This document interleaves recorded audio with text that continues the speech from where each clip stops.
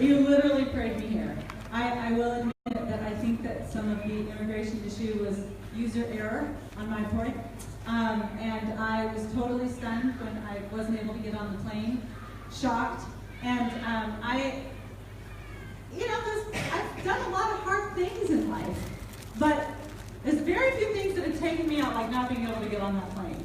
And I was totally stunned, and I walked back totally dejected, in a daze. And the next morning I drove my daughter to her soccer game, and I was like, what's going on? I thought you were going to go outside. I'm like, I thought I was going to. And I literally was like, God isn't even big enough to do this. And I had all these friends that just offered me their faith. They're like, I bet something's going to happen.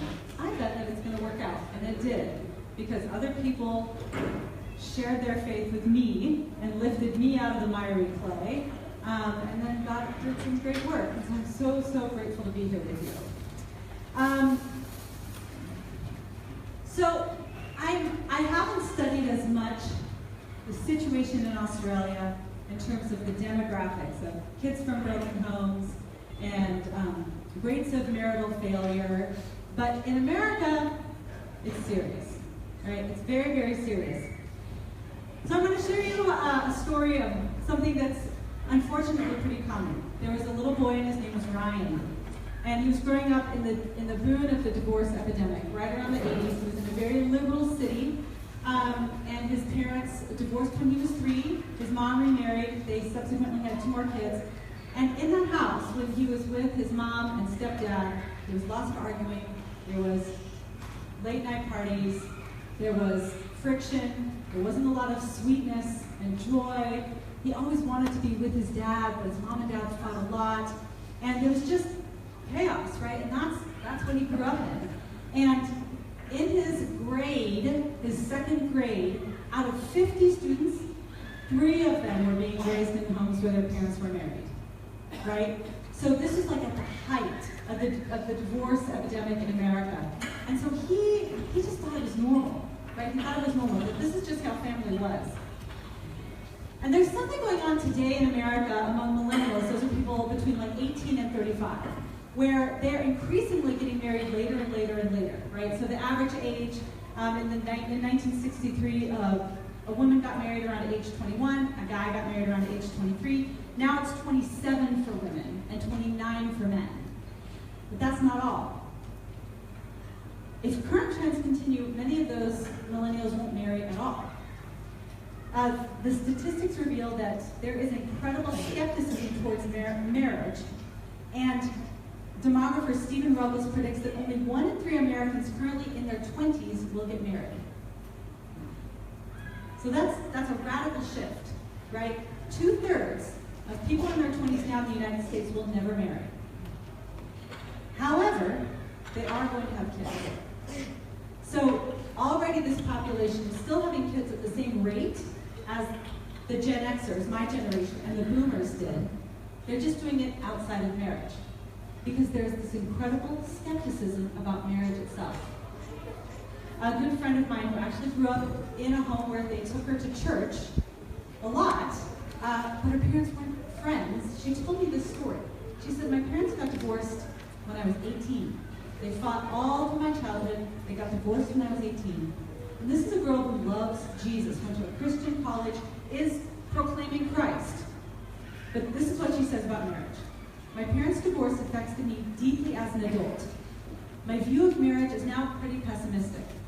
What is the point of making a vow if it's eventually all going to fall apart? What's the point of picking someone to love forever when eventually you won't love them anymore? So many of those millennials are putting off marriage, but they're still having kids. So we're in this death spiral, right?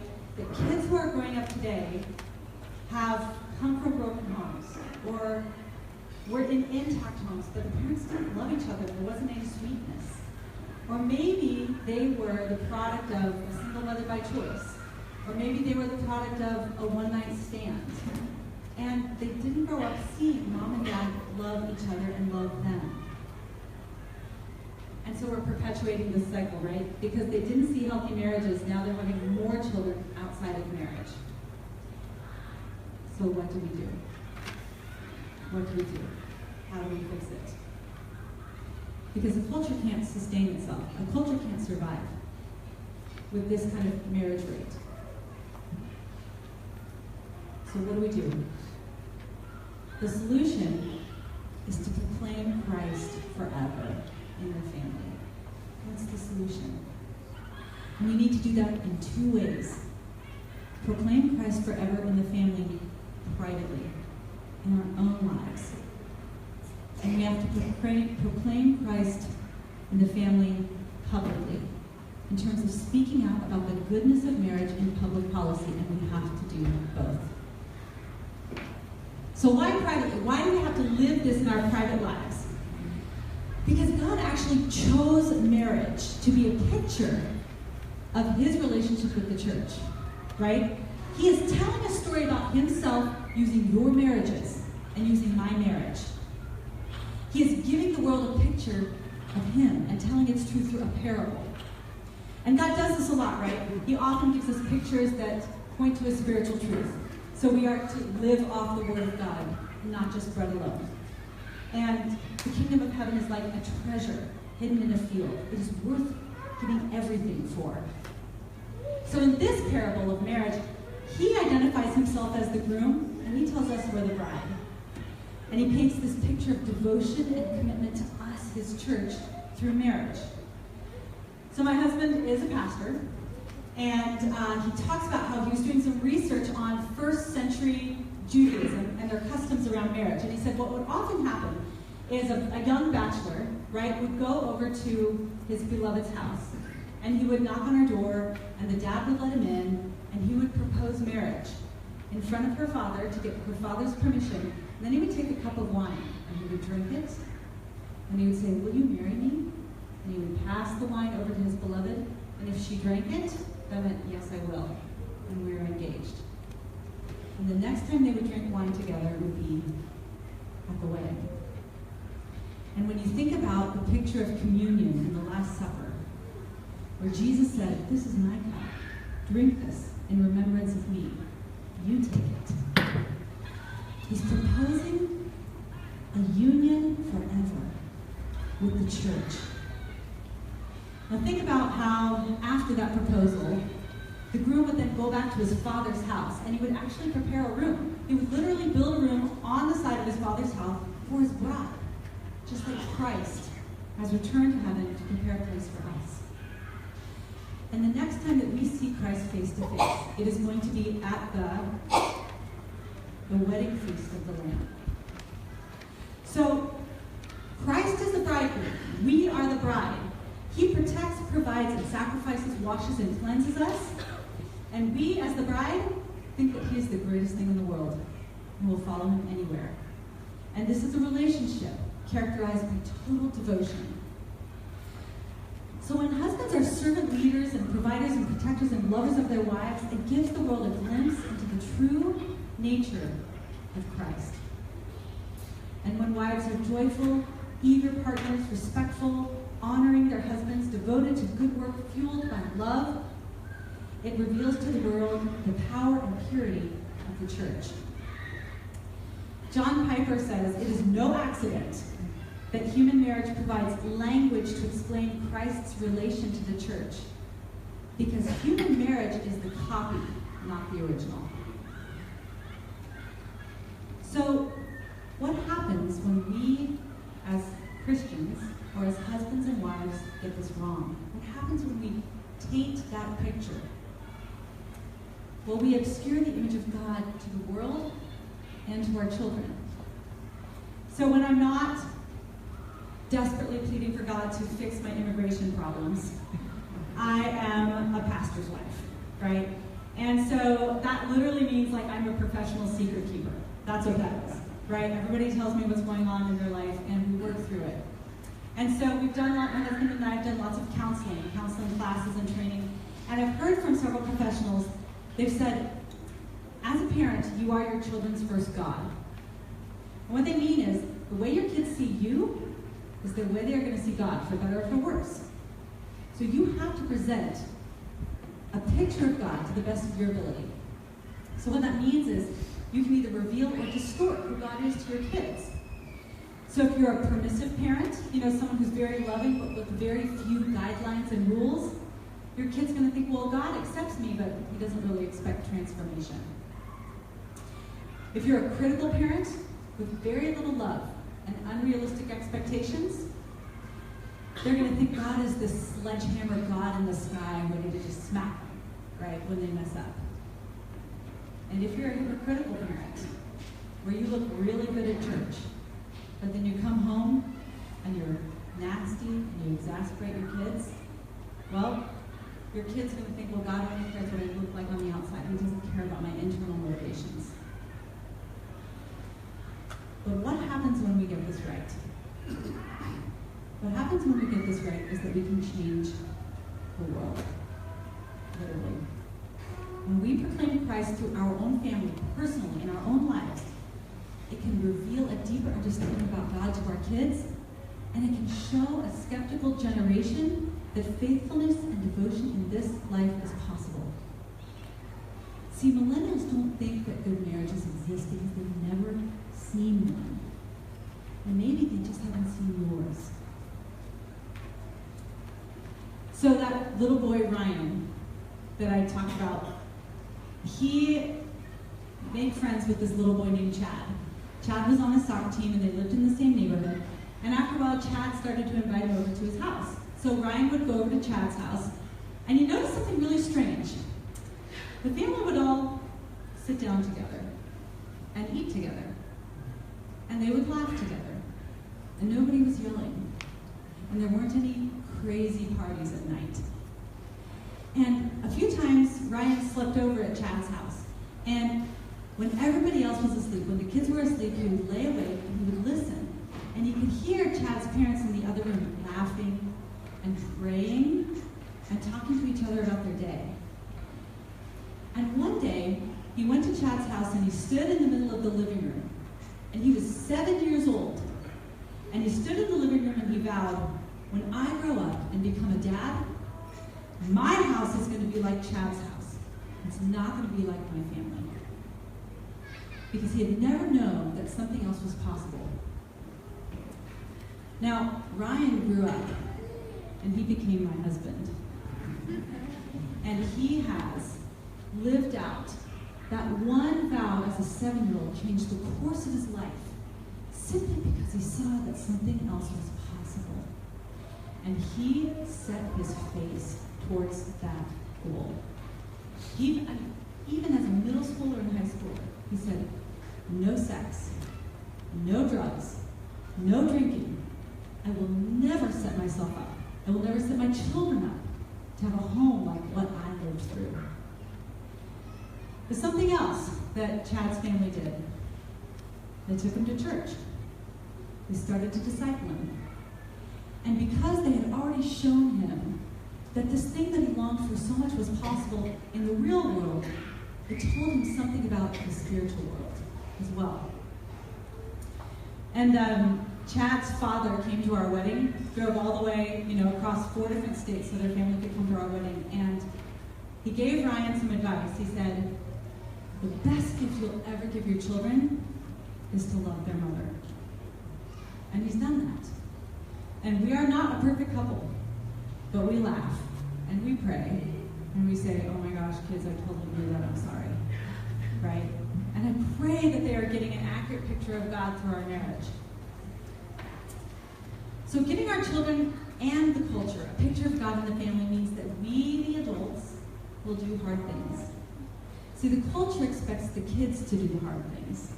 The culture expects kids to accommodate and support adults if they don't feel like their marriage is working out anymore. Right? So the kids have to sacrifice and shuffle between homes. Not so among us. Not so among God's people. We are going to sacrifice and do hard things so that children don't have to. We can work out the struggles in our marriages so that our kids don't have to live through a divorce. We can live chaste lives prior to and within marriage so that our children are not born outside of a committed union. We can bring orphans into our home because they have a right to parents. And all of this involves sacrifice, but that is what adults do. Our culture has said adults have the right to do whatever they want, whenever they want,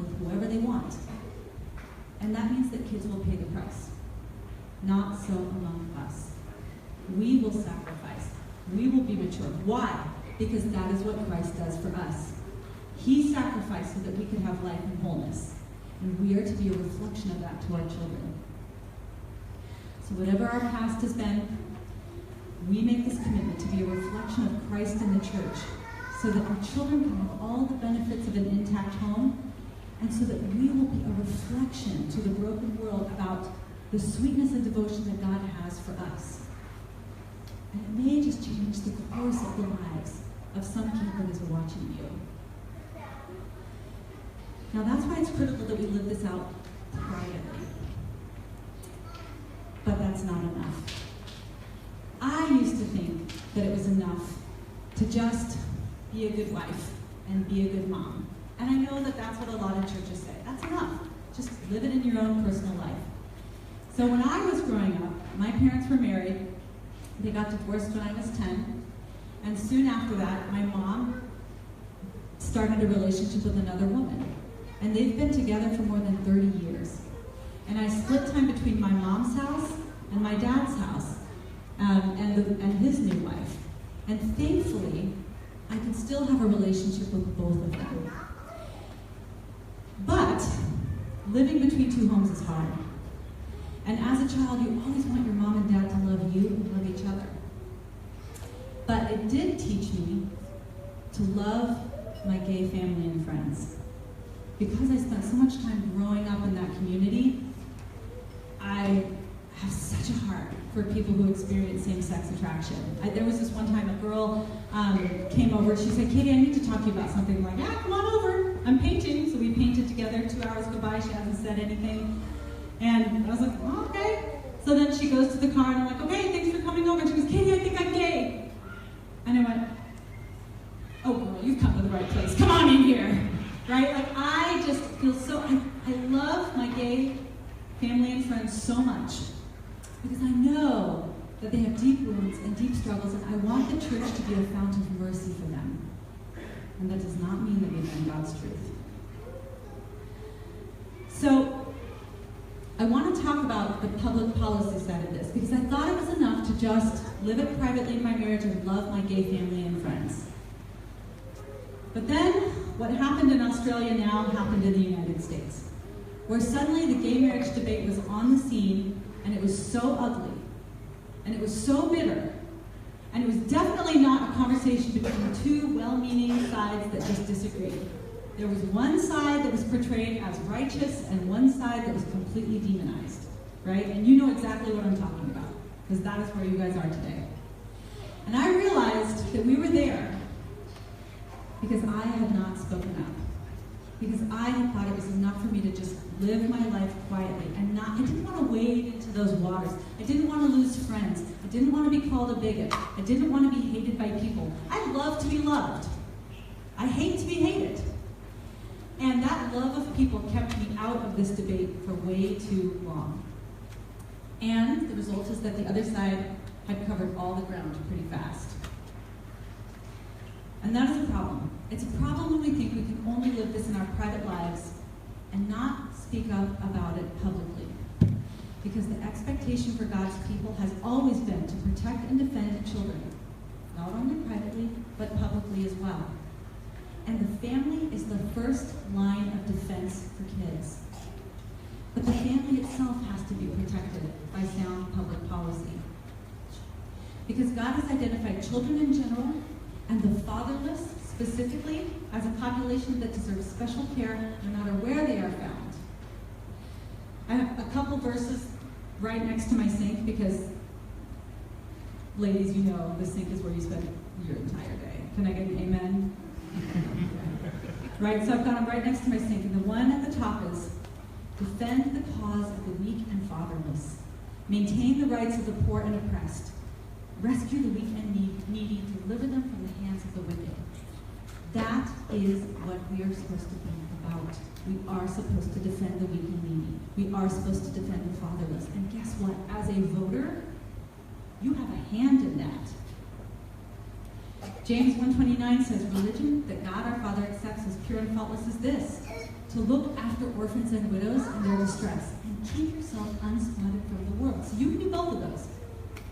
You can defend the rights of kids, and still be blameless. So we have a mandate to care for and defend the fatherless wherever they are, and we have an even greater interest in making sure that society's children don't become fatherless to begin with. Sound public policy that acknowledges the truth about marriage is an important way to accomplish that. So God has designed this biological system, right? He designed that, his design makes sure that no kid comes into this world without a mother and a father. And then he designed his law to bind that father to both the mother and the child, and he calls that marriage. Now, why is it that marriage is required to bind the father to the kid? Well, when the two become one flesh, new life is created. But that union does not affect man and woman in the same way. When you look at things just biologically, right, it is the woman's body that is going to pay the disproportionate price for that one flesh union. Her body is going to be stretched for 9 months. She's the one that's going to endure labor and delivery. After that, God has made this incredible system to bond mother and child to one another, like through nursing and constant contact and meeting the needs. I mean, and God help us, we need it because at 3 a.m. when that kid is still crying, if it wasn't for that bond, we would chuck them out the window, right? And yet, God was very strategic about making sure that mother and child have this deep, primal connection with one another. Now here's the problem. Biology does not have a system like that for men and their kids. And so, while biology mandates that the woman is in the room when the child is born, there's no guarantee that the man will be, right? So nearly every religion throughout every culture in the history of the world has wrestled through the same issue. How do you make a requirement what biology makes optional? Do you know what I'm saying? Do you get what I'm saying? That they've all recognized that things don't go well when the man is not committed to that woman and child throughout his life, and yet there's no biological system to ensure that he's there. And so somehow all the cultures in the world came up with the exact same answer, right? The 5 major religions of the world disagree about the nature of God, the nature of man, the problem in the world, the solution to this problem, the nature of the afterlife. But they all agree on marriage. They all agree that it should be monogamous and permanent and exclusive. Why?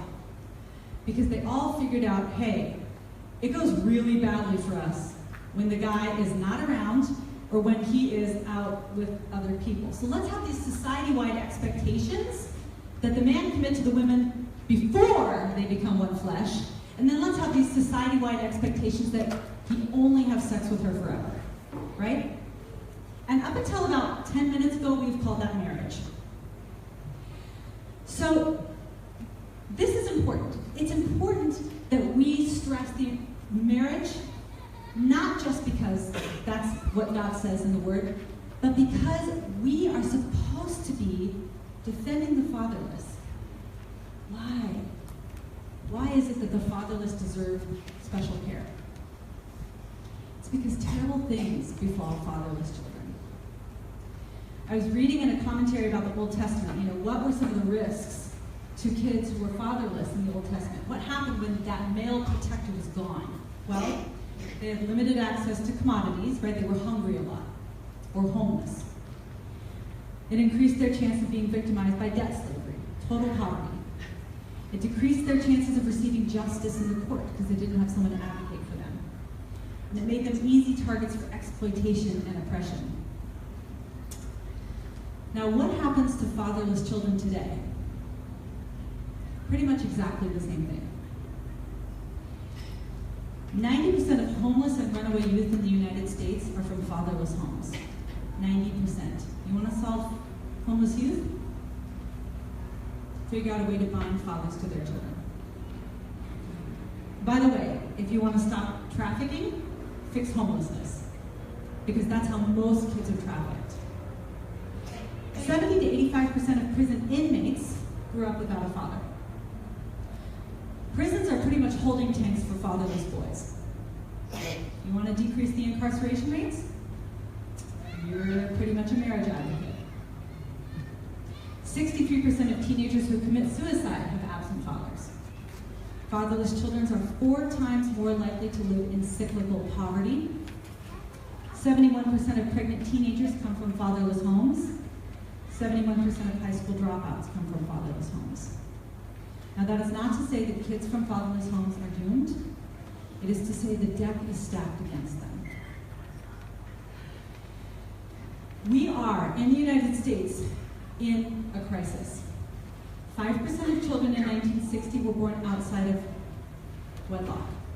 Today, that number is 40%. In the Hispanic community, it's 60%. In the Black community, it's 70%.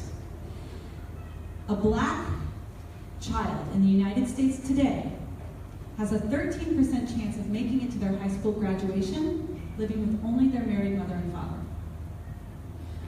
We are literally starving our kids of their social and emotional needs.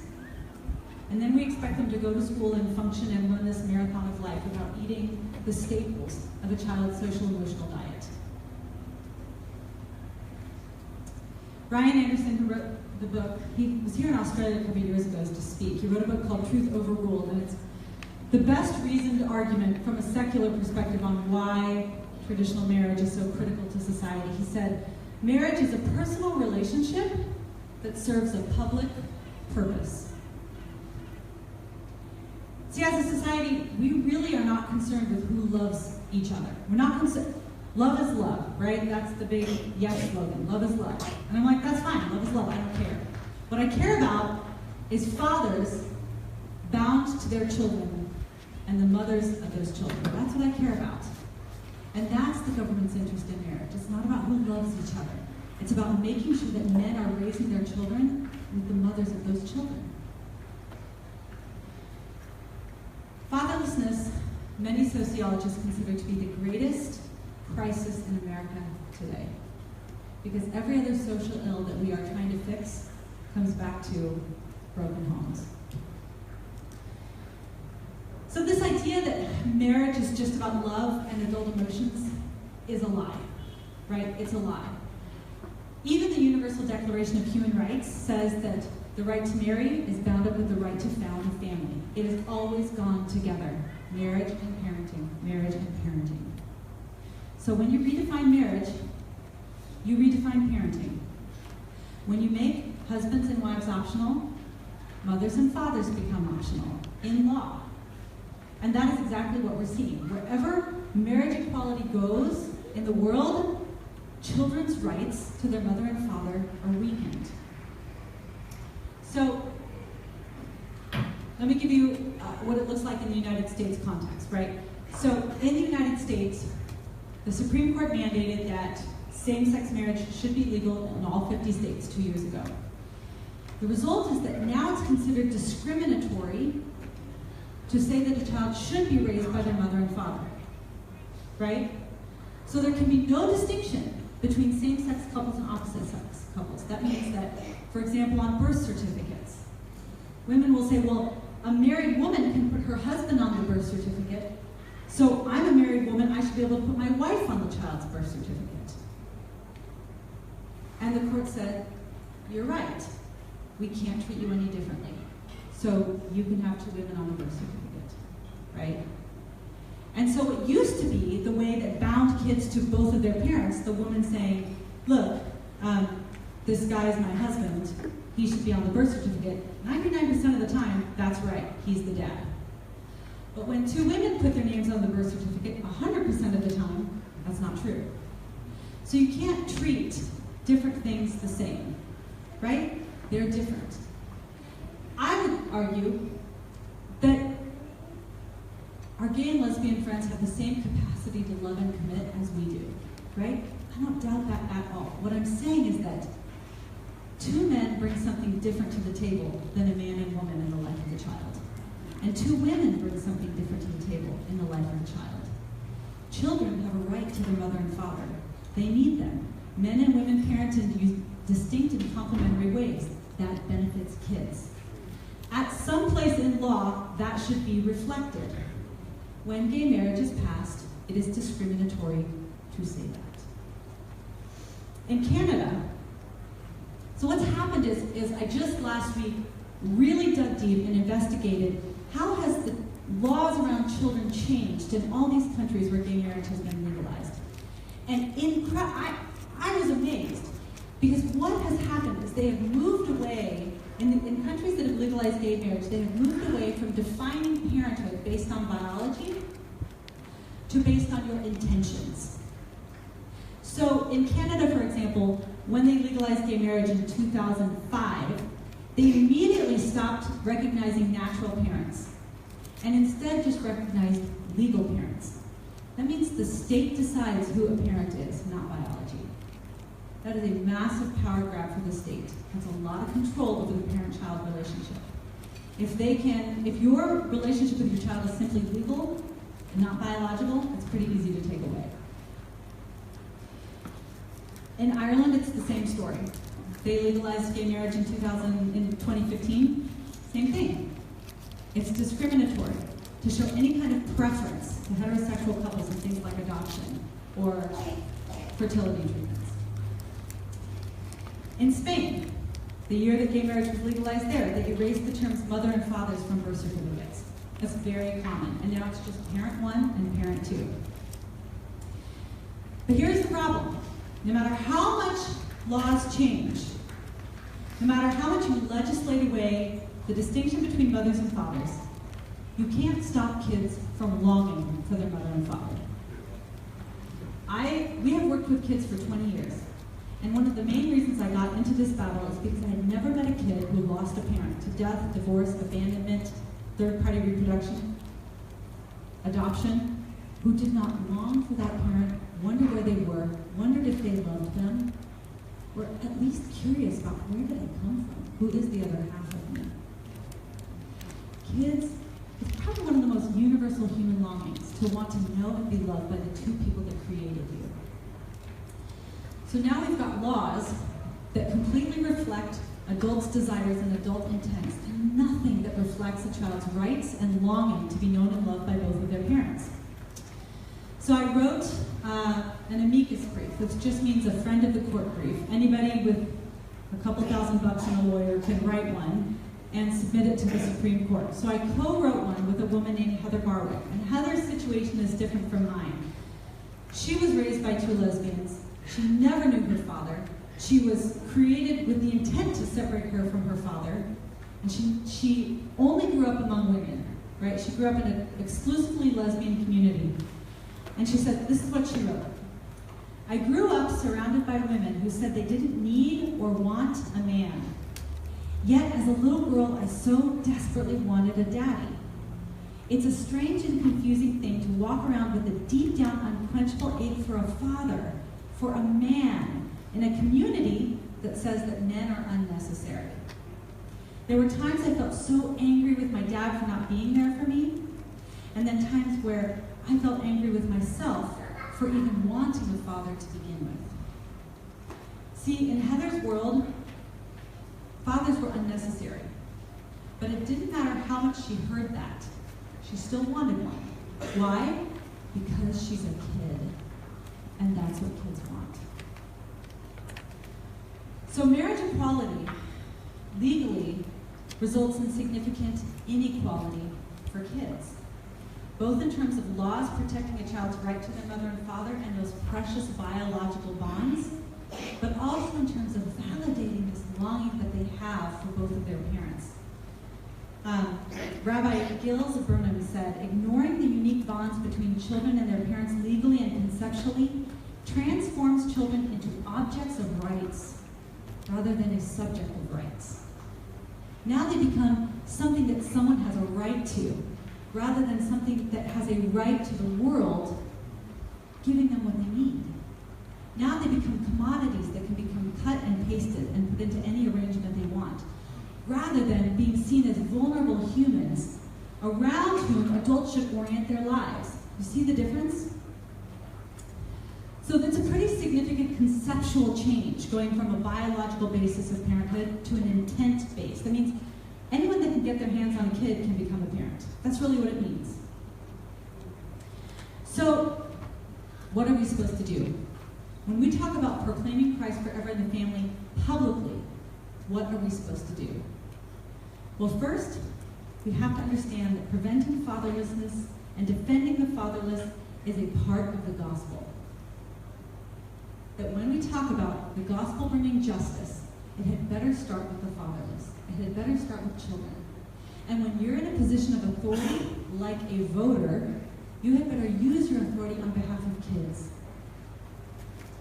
It means that we clearly defend a child's right to their mother and father, everywhere. Whether it's in a situation of divorce or sperm donation, if you know somebody who's considering using a sperm donor, right? Your answer is no. No, you cannot sever a child's connection with their biological parent just because you want something. No. You stand firm on the truth that man-woman marriage is worth fighting for, because seriously, the implications for kids are serious. We reject personally and politically that kids should sacrifice their fundamental rights for the sake of adult desires. We reject it. No. I have one pinned tweet. I don't tweet a lot because I just can't say things in 140 characters. I'm just not witty enough for that. But I have one pinned tweet, and it's, children have a right to life and a right to their mother and father. Adults, order your lives accordingly. Right? Here's their basic rights. You don't get to take those rights away just because you want something, or because they're inconvenient, or because it means you're going to have to work or sacrifice. That's what adults do. Don't make kids sacrifice for you. We need to become an expert. This issue, marriage, gender identity, I don't think it's the most pressing thing facing the church right now. I mean, in the United States, you've got trafficking, poverty, kids that are struggling in school, but this is the issue that tends to stop people from even considering the church, right? When you say, come to church with me, or I'd like you to come well, what do you think about gay marriage? Are you one of those churches that hates gay people? Right? You better have a pretty compelling secular answer, and you better have fruit in your own life to prove that you're standing firm on God's truth and that you understand the reasons why God's truth is so good. So become an expert. I think that the time is over when we can just go, oh, I'm just going to know what God said about it, and that's it. That's not enough. Right? If you are going to have a compelling answer to a skeptical culture, you need to become an expert. You need to know the studies and the research behind this, right? So that you can have let me give you a quick story. So my kids have all gone to Christian school and elementary school, but we wanted to shepherd them through the real world while they were still in our home. So my oldest daughter went to public school, and it's not just any public school, it's a Seattle public school, right, which is very liberal. And it's not just any Seattle public school, it is a public school that emphasizes civil rights, which means gay rights, right? So before she went, I told her everything, right? Like, we read articles on abortion and same-sex attraction and transgenderism and, I mean, causes of same-sex attraction and reasons through marriage together. And there was times she'd be like, oh, Mom, can't we just stop? Are we done? I'm like, no, we're not done. Because I want you to know more about this than anyone else, right? So a couple months go by, and one time I'm walking her home from the bus stop, and she said, yeah, Ella gave me, she was a 6th grader, right? So she was 11 at the time. She goes, Ella gave me an article that she wrote about why gay marriage should be legal. And I was like, oh, okay, well, what did you say? She said, I told her to talk to me at lunch. And I was like, oh, okay. So Ella sits down, and they're all at their little table of all these girls, right? And Ella looked at her and said, you don't believe gay marriage should be legal? And my daughter's name is Michaela. Michaela said all the girls at the table just went and looked right at her. And she just looked at Ella and she goes, nope. And Ella said, but that means you hate gay people. And Michaela goes, nope, my grandma's gay and you love her. So what's your argument? right? So she's like, no, that is not incredible because we love her, I've seen my parents live it out. There's no way that this can be based on hate or bigotry. So Ella goes, well, if two men love each other and two women love each other, they should be able to get married, because if a man and a woman love each other, they get married. So there's no difference. And my daughter said, well, a man and a woman make a baby. A man and a man don't make a baby. And a woman don't make a baby. That's the difference. And Ella goes, oh, well, the two men and the two women can just adopt. So it's no problem. And my daughter said, no, adoption's not about giving kids to adults. Adoption is about finding parents for kids that don't have any. And kids need a mom and dad. And Ella goes, oh, well, no. I mean, all kids need are love. That's all they need from parents. And my daughter goes, nope. Men and women are different. Dads teach kids certain lessons, and moms teach kids other lessons. And kids need both lessons. And Ella goes, oh, okay. And so the whole time she's telling me this on the way home from the bus stop, and I'm listening, and I'm like, oh, honey, oh, what a good answer. Oh, what did she say then? But inside I was like, yeah! What else you got? Right? Because she understood so clearly what a lot of adults don't, right? Number one, that this is not about hatred, right? This is about kids. So she cut through that argument. Next, that the government's interest in marriage is not love. It's about kids. Next, that children have a right to parents. Adults don't have a right to a kid. And number three, that men and women are different, and that dads and moms offer complementary benefits to kids, right? So that's how I explained it. She's like, dads teach kids certain lessons, moms teach kids other lessons. But that's what I mean about becoming an expert, right? You need to be able to answer those questions, not by saying, well, God said that you shall leave your father and mother and cleave to. No, that's not the answer that is going to win a skeptical culture. And that's not an answer that's going to help our kids to stand on the truth of Christ. They need to understand why what God said is good. They don't just need to know what God said. They need to understand why what God said is so good. So become an expert. And we can be firm defenders of children's rights. In fact, I'd say we must be firm defenders of children's rights, while we simultaneously love our gay family and friends better than anyone else. And I would say there's no contradiction there.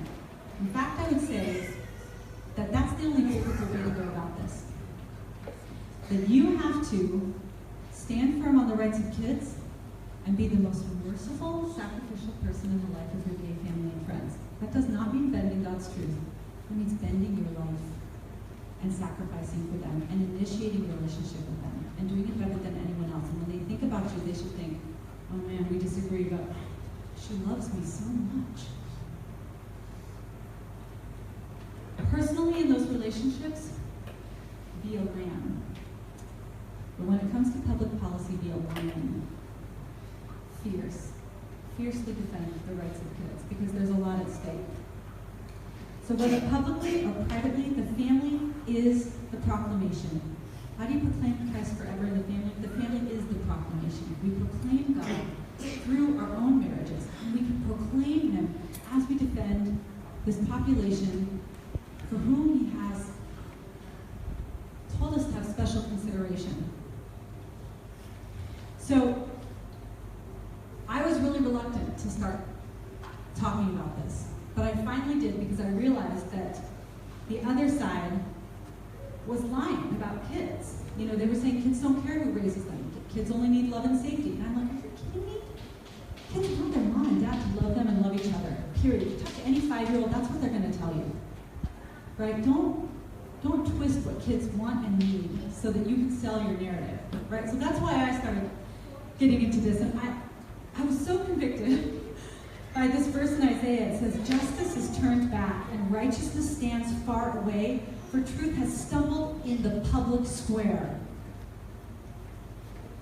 And the Lord saw it and it displeased Him because there was no justice in the public square.